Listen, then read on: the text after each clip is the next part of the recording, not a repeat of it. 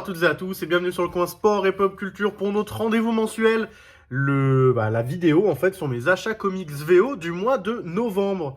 Donc je suis désolé en ce moment il n'y a pas beaucoup de vidéos parce que voilà j'ai pas mal de choses à faire entre le boulot, les cadeaux à faire, mon chien etc. Donc j'essaye de faire de mon mieux. Il y a une vidéo sur Destro normalement qui va suivre sur l'Energon Universe et je vais vous en parler plus tard dans cette vidéo. Mais trêve de bavardage, commençons du coup avec l'univers Absolute qui continue. Normalement vous avez vu j'ai fait une vidéo dessus, normalement elle devrait s'afficher quelque part. Sur l'univers Absolute qui a démarré, hein, avec là, le premier numéro d'Absolute Batman et de Wonder Woman qui était très très bon. Et du coup, on continue avec un deuxième numéro qui lui est toujours aussi bon, très sincèrement. Absolute Batman, c'est vraiment très bien. Si vous regardez ces vidéos parfois pour vous donner des idées de ce que vous prendrez quand ça sortira en VF, parce que c'est certain que ça sortira en VF, bah écoutez, je vous conseille sincèrement de prendre cet Absolute Batman quand ça sortira. Et d'ailleurs, je vous conseille sincèrement de prendre tous les récits Absolutes pour le moment à jour. Parce que c'est très bien. Nick Dragotta, très sincèrement, je le connaissais que très peu. Je crois qu'il a fait du East of West et ça m'avait pas marqué spécialement. Mais vraiment, je pense que pour le moment, c'est son meilleur taf de loin que j'ai vu que j'ai vu de lui. Et écoutez, ce deuxième numéro d'Absolute Batman est vraiment très bien. On continue à avoir une très belle réinvention de Batman, à avoir une très belle réinvention des personnages autour de lui, parce que là, on a vraiment un Batman solitaire. Alors certes, on a toujours Gordon, mais pour le moment, il a vraiment pas eu beaucoup de relations. Il a pas de majordome, il est pas riche. C'est un personnage vraiment très intéressant, avec une psyché qui se développe petit à petit, et avec un chara-design évidemment atypique de perso un peu bourrin, si j'ose dire. Mais très sincèrement, le comic c'est vraiment très bien, j'ai vraiment hâte de lire la suite. Là, c'est une des rares séries où j'ai vraiment hâte à chaque fois d'attendre que la suite sorte. Et évidemment, c'est également le cas pour Absolute Wonder Woman, qui, écoutez, pareil, est absolument sublime hein, d'un point de vue dessin. J'adore vraiment la patte de Sherman.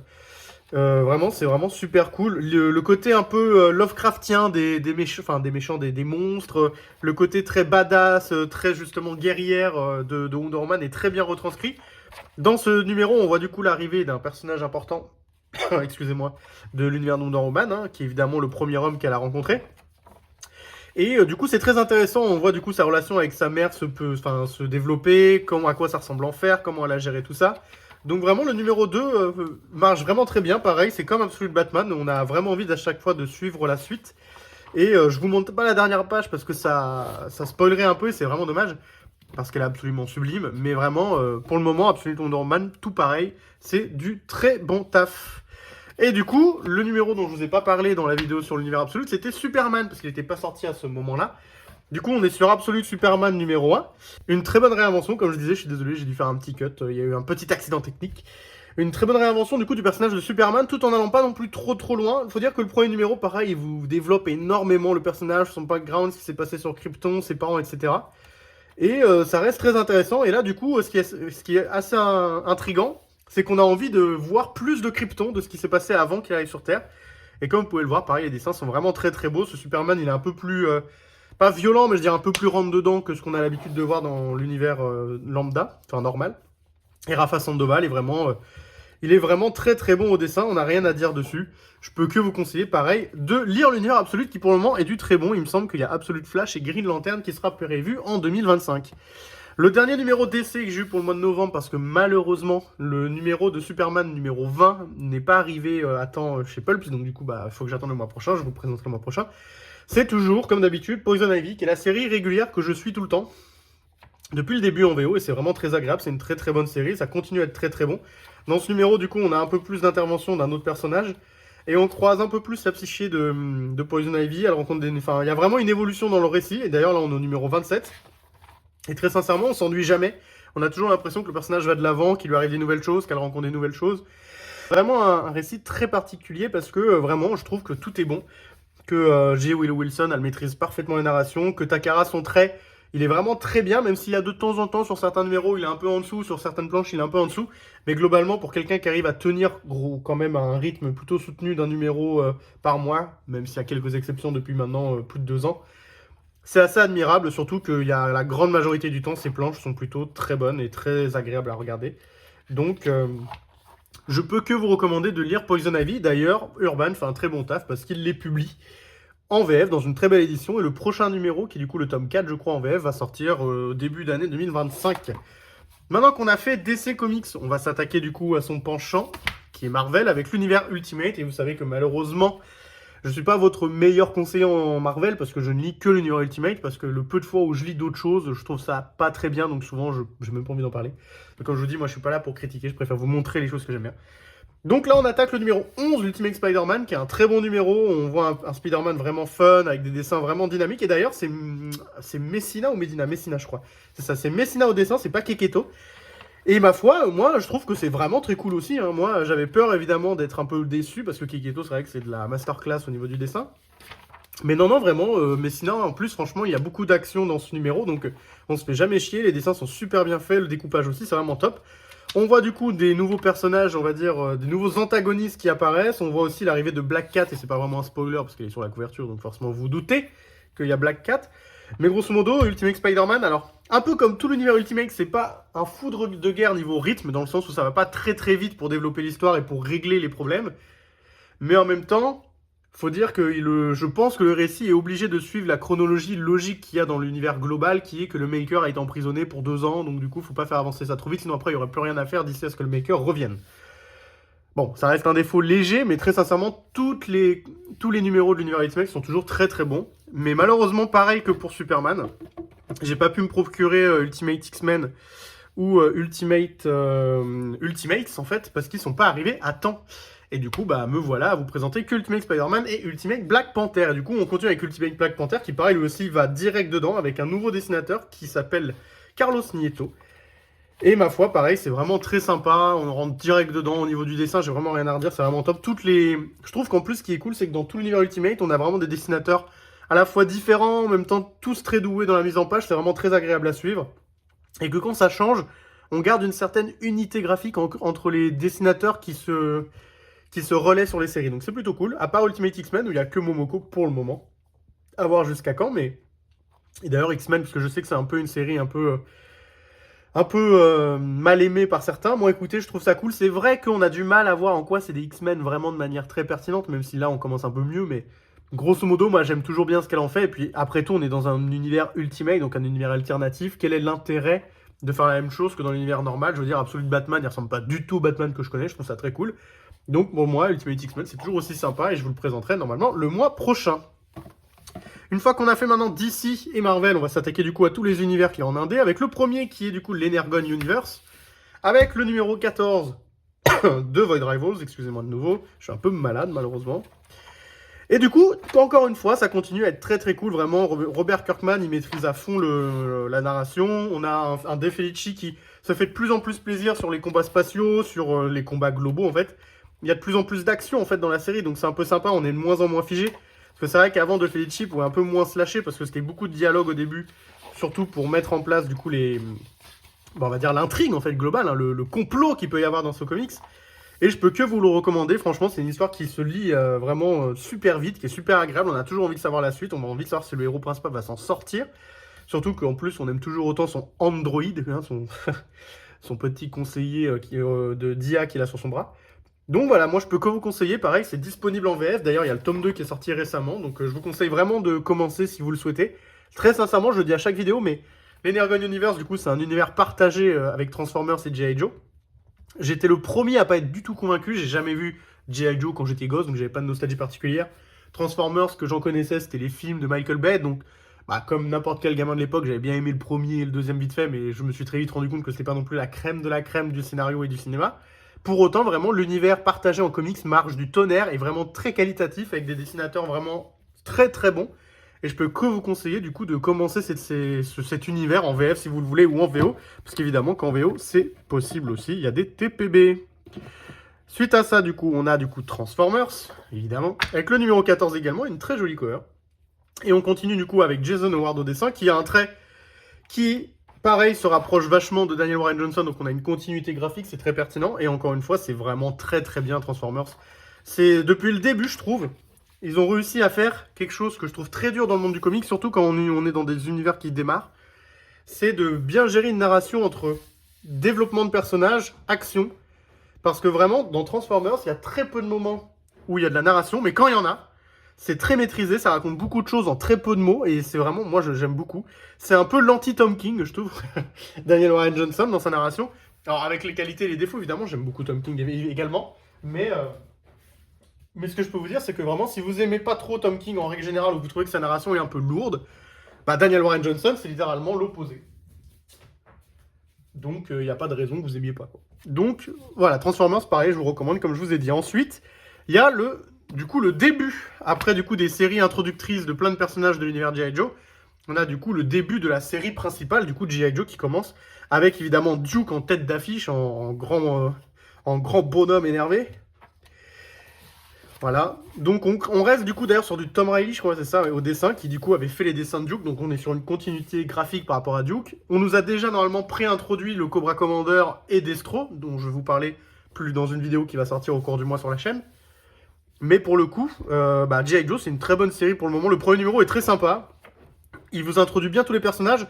Ce que je trouve cool, c'est que même sans trop avoir lu les épisodes introductifs de chaque personnage, vous comprenez quand même qui est tout le monde, parce que d'ailleurs, dans l'épisode, il y a des nouveaux persos, vous voyez, comme Covergirl, par exemple.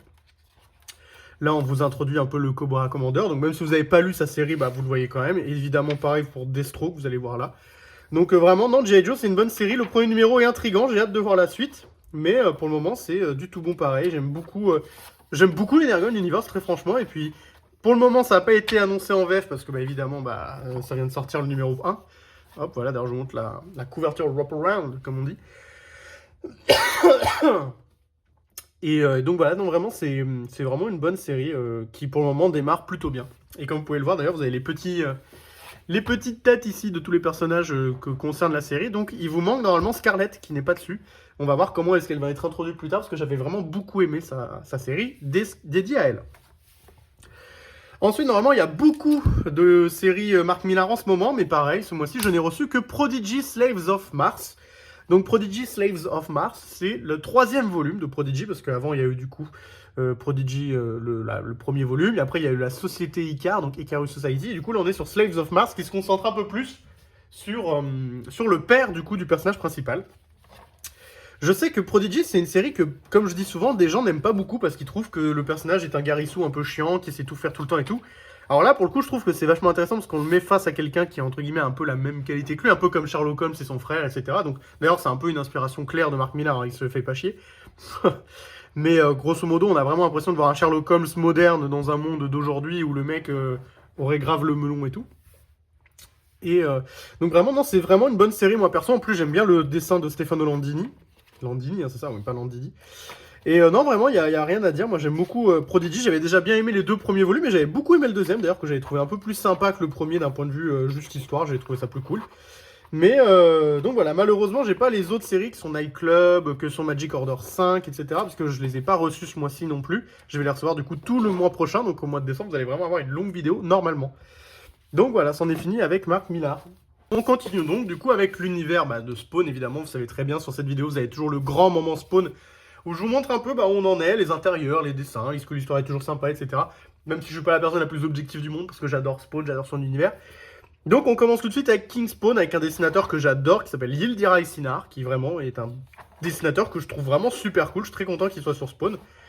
Là, voilà. Non, mais franchement, c'est vraiment trop la classe. Non, entre nous, entre Kikoulol qui aimons les dessins. Franchement, King Spawn, c'est stylé maintenant que c'est Cinar au dessin. Donc voilà, je pense que ça parle de soi-même. Après, niveau histoire, comme je vous dis tout le temps, Spawn, ce qui est à la fois cool et pas cool, c'est que évidemment, toutes les séries sont interconnectées. Donc plus vous les lisez en même temps, mieux c'est. D'un autre côté, c'est pas non plus des scénarios dingues, incroyables, qui vous révolutionnent la philosophie mondiale. Donc c'est très facile de rentrer dedans quand vous arrivez on va dire en coupe-vent ou quand vous prenez le train en marche, parce que déjà quand c'est en VO, vous avez le petit truc d'ici qui vous rappelle ce qui s'est passé juste avant. Et mine de rien, c'est en une ligne et demie.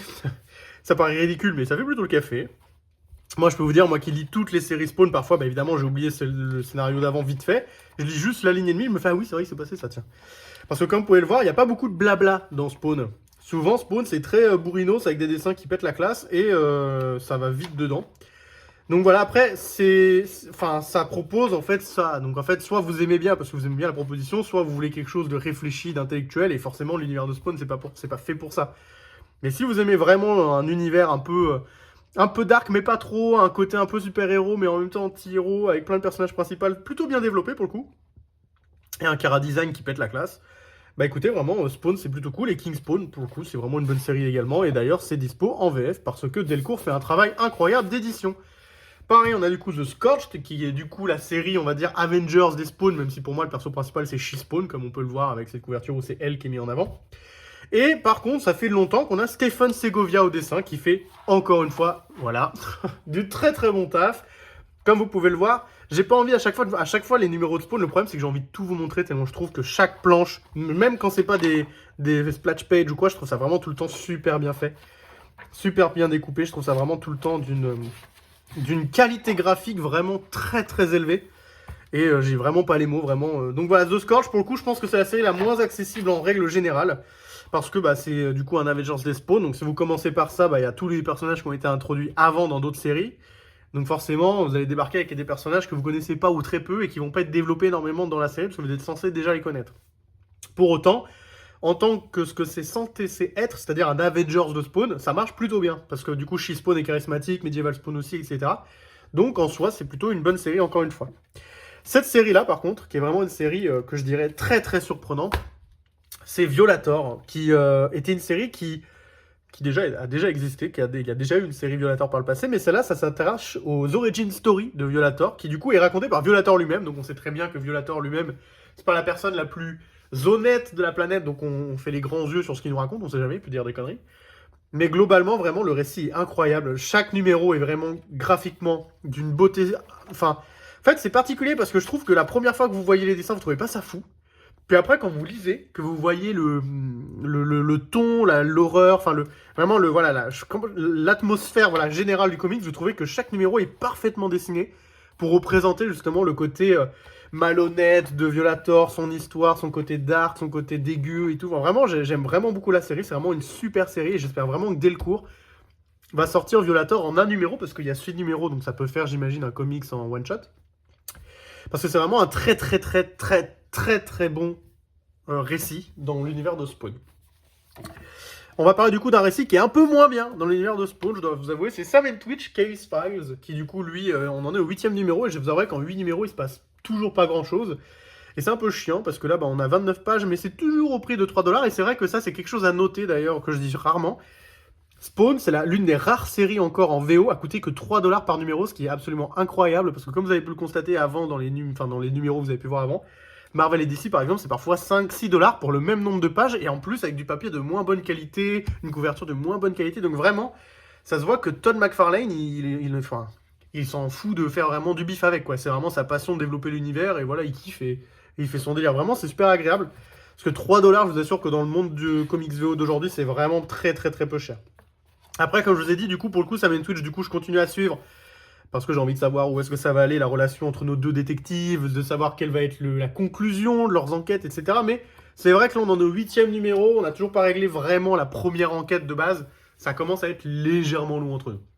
Mais ça reste, ma foi, ça se lit, hein, c'est pas horrible non plus, j'ai pas l'impression de lire un truc chiant comme la pluie. Ensuite, on a Rat City, que comme tous les mois, je m'excuse, que comme tous les mois, j'appelle moi Cyberpunk Spawn. Et d'ailleurs, je trouve que ça aurait été un bien meilleur titre. Parce que Rat City, je trouve que ça parle pas à beaucoup de monde. Bah, faut avoir lu Spawn, du coup, pour comprendre un peu pour comprendre le fanservice, entre guillemets, Ah, je perds mes mots, mais enfin bref, on s'est compris. Mais grosso modo, c'est Cyberpunk Spawn, et ça marche parfaitement pareil du tonnerre. J'espère que Delcourt va le sortir pareil, comme ils ont fait pour King Spawn, etc.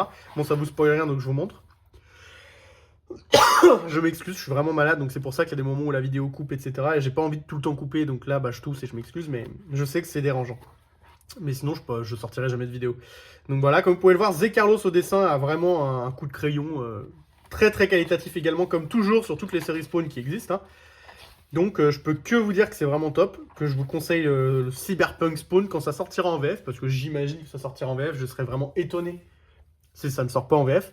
Et c'est vraiment très cool, l'histoire est vraiment pète, elle pète vraiment, l'histoire est vraiment cool.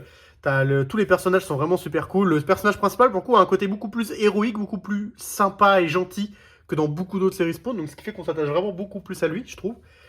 Et en globalité, tout ce qui se passe est vraiment intéressant sur justement tout le développement de l'univers cyberpunk, etc. Je vous conseille vraiment Rat City.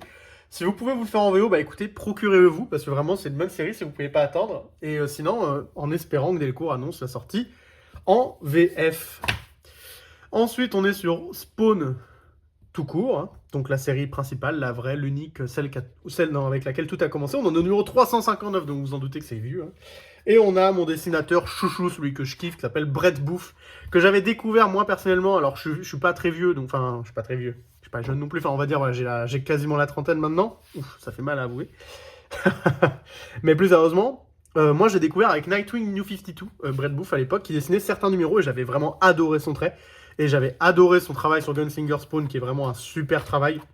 Alors vous doutez que sur Spawn, ça pète encore plus. Vraiment, je trouve qu'il a un côté, un dessin où je trouve on ressent le coup de crayon et en même temps, enfin, je trouve que c'est un super mélange qui colle parfaitement aux univers de Spawn. Parce que c'est un mélange à la fois coloré, mais en même temps crasseux et dark.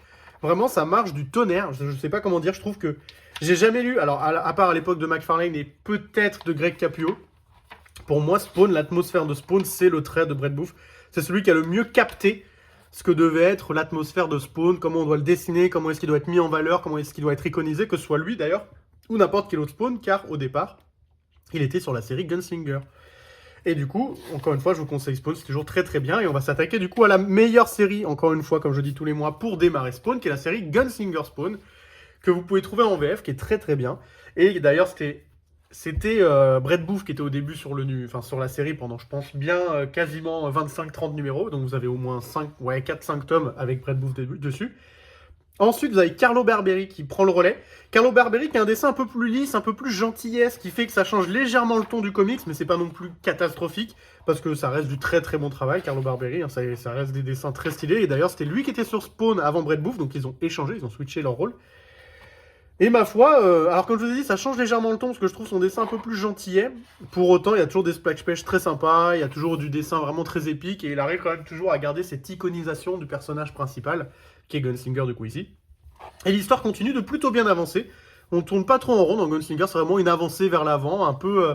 je sais pas comment vous expliquer, imaginez vraiment un Mad Max Fury Road, même si c'est pas toujours dans un véhicule, mais ça va vraiment tout le temps de l'avant, la série s'arrête jamais, il y a vraiment jamais de pause, donc ce qui fait que vous pouvez y lire très très très très rapidement. Genre là, il y a pas longtemps, justement, Gunslinger, j'aime beaucoup. Je me suis retapé, je pense, les 36 premiers numéros, donc avant de relire celui-là, parce que j'avais pas juste envie d'avoir le petit, vous savez, le petit résumé d'avant. Je crois que je me le suis fait en même pas une après-midi, quoi. En 3 heures, j'ai lu 36 numéros et j'ai trouvé ça trop bien. J'ai voulu, à chaque fois, j'étais là, putain, mais qu'est-ce que c'est classe. Donc non, vraiment, Gunslinger, c'est vraiment cool. C'est dispo en VF en plus. Delcourt, pareil, ils ont fait des super éditions. Vous avez une édition d'ailleurs exclusive à Pulps Comics, qui est très jolie et que je vous recommande. Enfin, on arrive du coup à Witchblade, qui est du coup un reboot, hein. On est au numéro 5 d'ailleurs de ce reboot, et je vais me prendre le TPB qui sera à 10 €, donc je vous recommande, si vous n'avez pas acheté les numéros VO qui sont chiants à trouver, notamment le premier numéro, de vous procurer le TPB qui sera à 10 €, parce que 10 €, même chez Image aujourd'hui, c'est de plus en plus rare de proposer des tarifs aussi bas pour un TPB. Et surtout que si vous êtes comme moi, c'est-à-dire quelqu'un qui est né dans les années 90 et qui du coup a peut-être pas connu toutes les séries phares des années 90, même si moi j'ai grandi avec la plupart, mais pas Witchblade malheureusement, et que vous avez envie de découvrir. Du coup, vous partez avec très peu d'a priori sur le personnage. Moi, Witchblade, la seule fois où je l'ai lu, c'était dans The Darkness, de mémoire. Pour autant, bah écoutez, pour un gars qui a jamais lu de Witchblade, bah le reboot est sympathique. Alors, j'ai entendu dire que ceux qui avaient lu Witchblade avant n'aiment pas trop le reboot, le trouvent un peu aseptisé et un peu mou. Ce que j'entends, très sincèrement, j'ai jamais lu ceux d'avant, donc je peux pas vous donner un comparatif là-dessus. Moi, je vous donne un avis de quelqu'un qui n'a jamais lu Witchblade et qui, du coup, a découvert avec ce reboot, grosso modo. Et je trouve ça très sympa. Déjà, j'aime beaucoup les dessins de Cafaro, j'aime beaucoup sa mise en page. J'aime beaucoup la manière dont Sarah Pelzini se parle à elle-même, la manière dont les personnages interagissent entre eux, la mise en page est vraiment très intéressante à certains moments, comme ici par exemple avec le petit serpent et la pomme, qui voilà. Vraiment pas mal d'allégories dans les mises en page, dans la manière dont ça veut montrer, la manière dont le costume, ou entre guillemets l'entité qui est Witchblade prend le dessus sur le personnage de Sarah, etc. Moi je trouve ça vraiment très sympa. Alors pour le coup le numéro 5 c'est pas le numéro le plus dynamique qu'il y a eu parce que franchement les deux premiers étaient vraiment très très bons moi je trouvais. Mais on continue à être plutôt cool, on a quand même beaucoup de personnages secondaires qui ont déjà été ajoutés et qui franchement moi je trouve très charismatiques.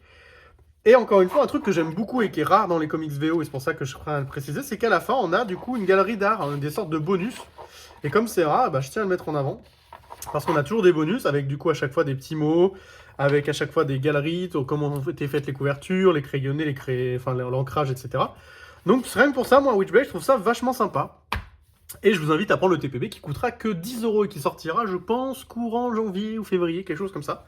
Et je vous recommande vivement de le prendre. De toute façon, je vous le présenterai, je pense, quand ça sortira. Et enfin, on est sur le dernier univers partagé jusqu'ici, qui est l'univers de Ghost Machine.